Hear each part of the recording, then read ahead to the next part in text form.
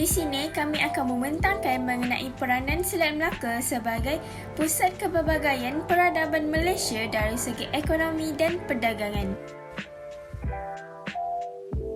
Assalamualaikum, nama saya Nur Anis Ilya binti Mat Haris. Nombor matrik saya 01 DPK 21F1007. Nama saya Nur Aisyayani binti Saziri, nombor pendaftaran 01 DTK 21F1009 daripada kelas DTK 2A. Hai, Assalamualaikum warahmatullahi wabarakatuh dan selamat sejahtera. Nama saya Anur Jannah binti Dahul Hisham, bernombor matrik 01 DTK 21F1031. Assalamualaikum, nama saya Nur Faraim binti Asyari, nombor pendaftaran 01 DTK 21F1034. Indeks mengandungi pengenalan jaringan ekonomi, jaringan pelabuhan dan perdagangan, kumpulan perdagangan di Selat Melaka, kemudahan dan jenis barangan. Akhir sekali ialah kesimpulan.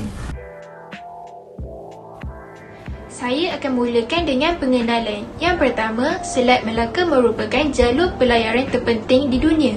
Yang kedua, Selat Melaka merupakan satu tempat yang terkenal kerana kedudukan yang agak strategik di benua Asia dan memudahkan pedagang lain dari serata negara untuk berhenti berdagang.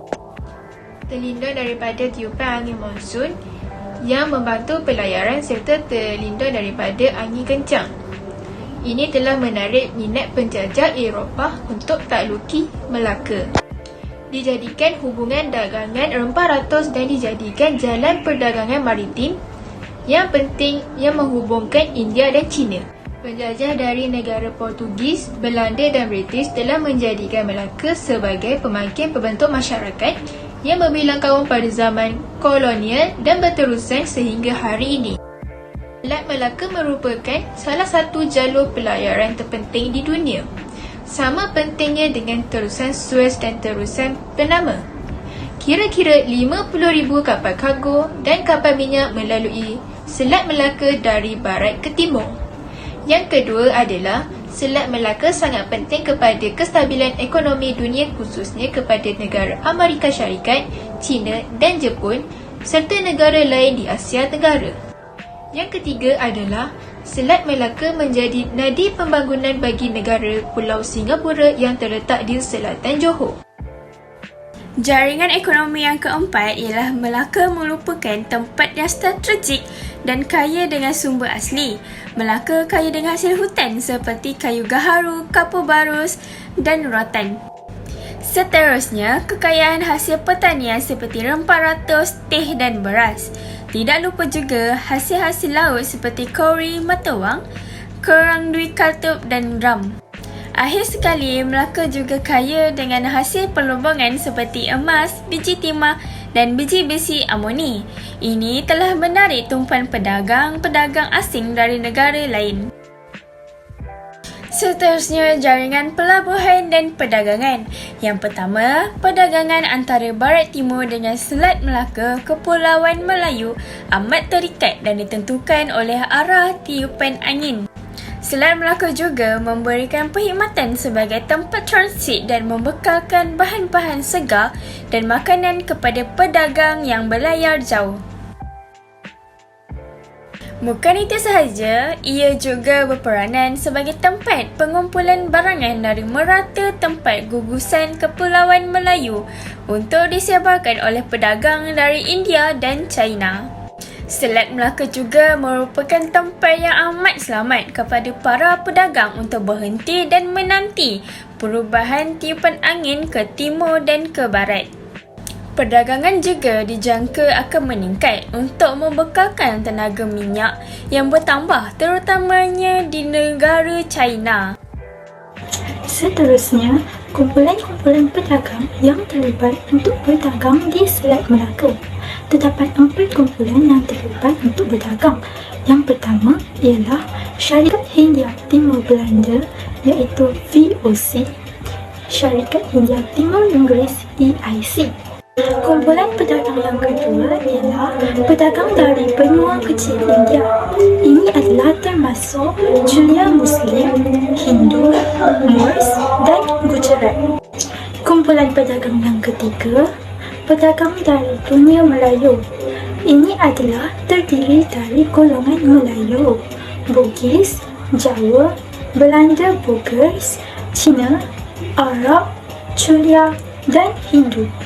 Kumpulan pedagang yang terakhir ialah pedagang dari Tanah Besar Cina. Sekarang saya akan menerangkan tentang kemudahan atau komoditi dan jenis barangan. Barangan yang pertama ialah sutera dan porselin dari China. Sutera di kalangan masyarakat hanyalah dihaskan untuk keturunan diraja dan pemilikannya di kalangan masyarakat bangsawan merupakan tanda kemewahan. Ia sesuatu persalinan yang agak mustahil untuk masyarakat bawahan seperti petani dan orang kampung memilikinya. Tingginya nilai sutera ini pernah menyebabkan ia dijadikan sebagai matung kerajaan dan digunakan untuk pampasan bernilai tinggi untuk orang terkesan yang berpengaruh. Porselin pula merupakan sejenis temikat yang dijadikan sebagai hiasan. Barangan yang seterusnya ialah kain dari Gujarat serta coromandel dari India. Kain dari Gujarat ialah sejenis kain yang dipakai oleh kaum lelaki. Manakala coromandel dari India pula merupakan satu tempat atau satu seniman yang menarik. Barangan yang ketiga ialah kapu barus dari Borneo dan cendana dari Timur. Masyarakat pada zaman dahulu menggunakan kapu barus untuk penyediaan makanan. Pada masa ini, di kalangan umat Islam, penggunaan bahan kapu barus hanyalah untuk bahan pewangi di dalam proses untuk memandikan jenazah.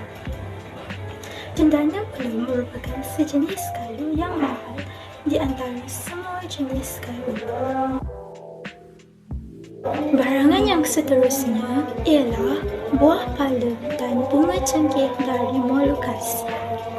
Pada masa dahulu, buah pala ialah sejenis rempah yang sangat jarang didapati dan sehingga abad ke-19, ia hanya tumbuh di 11 gugusan kepulauan. Ini telah menyebabkan harganya menjadi tinggi. Kebanyakan pedagang yang membawa buah ini ke Eropah merahsiakan sumber dari mana mereka mendapatinya agar harganya kekal tinggi.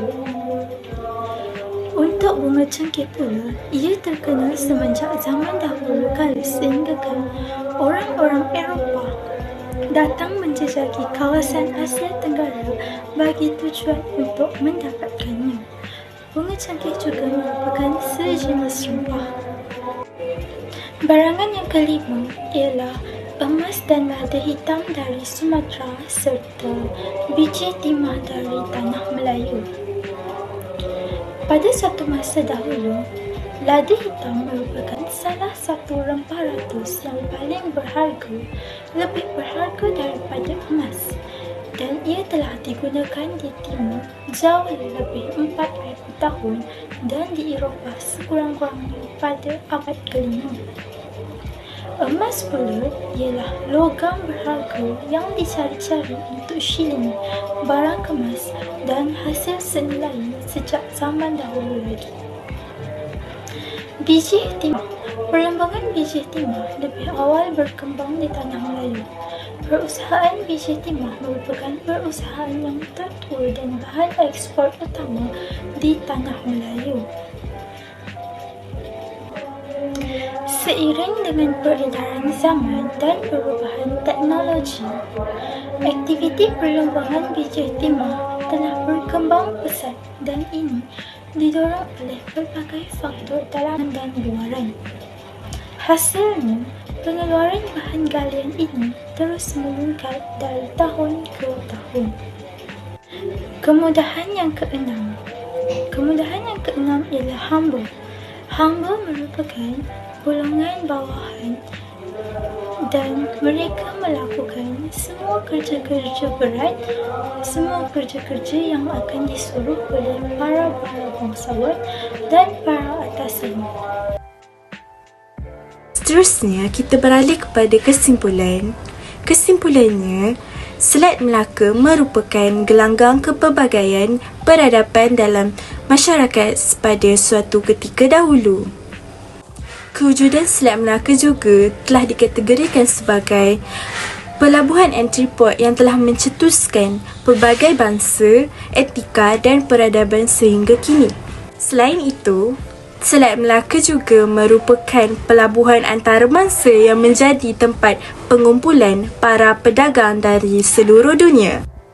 Ini juga mewujudkan hubungan perdagangan di antara berbagai negara dari seluruh dunia. Kesan daripada ini di mana pelbagai bangsa dan kaum berkumpul dapat mengeratkan silaturahim dan mewujudkan beberapa perayaan sehingga kini. Contohnya seperti Hari Raya Aidilfitri, Deepavali dan Tahun Baru Cina. Sekian, terima kasih daripada saya.